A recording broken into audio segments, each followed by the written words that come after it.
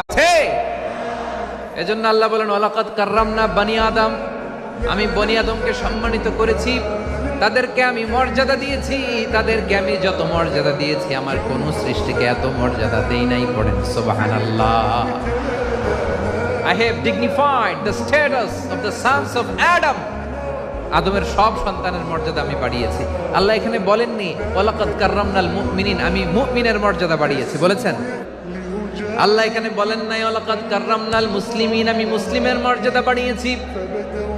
আল্লাহ বলেছেন ওয়ালাকাদ কাররামনা বানি আদম, আমি বনি আদমের সম্মান বাড়িয়েছি। হোক সে মুমিন কিংবা কাফের, মুসলিম কিংবা মুশরিক, আস্তিক কিংবা নাস্তিক, আরব কিংবা অনারব, যেই হোক না কেন আদম সন্তান সবগুলার মর্যাদা বাড়ায় দিয়েছে কে?